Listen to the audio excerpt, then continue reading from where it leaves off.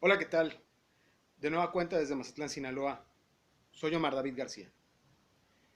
En esta ocasión vengo a compartirte una reflexión muy pequeña para estos momentos en los cuales, sean muy honestos,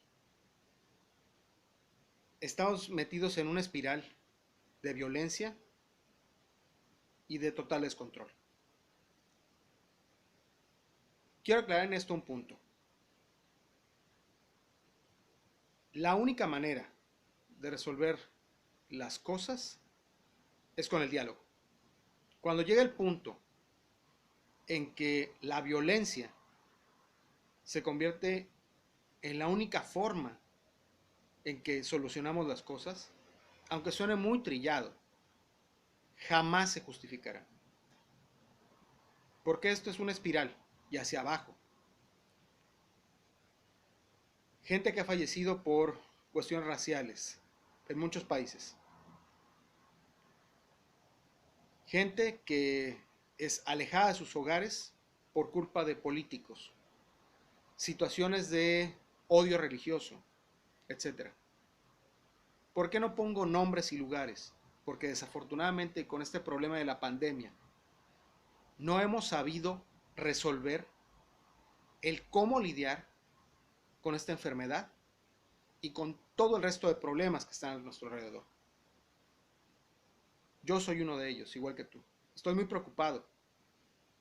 Prendes la televisión, ves las redes sociales y lo único que ves es violencia tras violencia. Y alguien que responde protestando porque seguramente tiene derecho, pero con más violencia. Esto va a crecer y va a crecer de una manera muy negativa. Jamás debe usted, debo estar yo, de acuerdo con la violencia. Sí, vuelvo a repetirle, está muy trillado. La violencia engendra más violencia. Tenemos que crear en nuestras mentes, en nuestros corazones, ese pequeño espacio para reflexionar sobre qué está mal de nuestra sociedad actualmente. Ya no podemos seguir caminando como ciegos. Y no me refiero porque esté hablando de una discapacidad. Disculpen que pierdo un poco el sentido de mi palabra, pero me condiciona, me causa mucho problema ver cómo en vez de querer mejorar las cosas, empeoramos cada día. No tenemos que esperar a que a nuestra puerta llegue alguien con un arma a querernos atacar para entender que existe la violencia. Somos parte de ese problema, nos guste o no. Me incluyo también. La importancia de educar a los más jóvenes, a nuestros hijos, y educarnos a nosotros mismos de que la violencia jamás será la respuesta, es un camino todavía muy largo.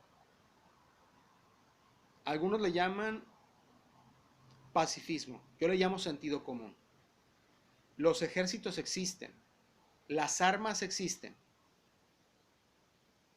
pero se utilizan en el momento en que el diálogo se rompió, de uno o de otro lado, pero se entienden las consecuencias a niveles muy graves. Entonces, la mayoría de los países, aunque usted no lo crea, o de los grandes políticos, intentan evitar una guerra o un conflicto mayor, la violencia total, porque saben el tamaño de daño que se puede hacer a su propia patria y al enemigo.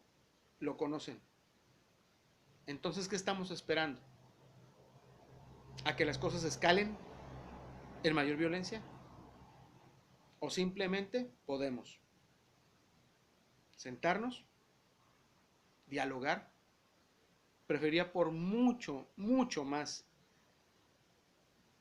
que quienes están peleando ahora por una desigualdad racial o política o religiosa se sentaran con un refresco, con un café, con un té, con un vaso de agua y platicaran horas, que se gritaran en la cara lo que quisieran, pero que evitaran hasta lo más posible que alguien saliera muerto o herido por ignorancia, por abandono o por simplemente no querer ver el problema. De nueva cuenta te agradezco este tiempo para este video. Compártelo por favor, porque yo sé que a mucha gente le hace falta en estos tiempos y en estos momentos de incertidumbre. Te quiero mucho, me importas. Quédate en casa y nos vemos hasta pronto.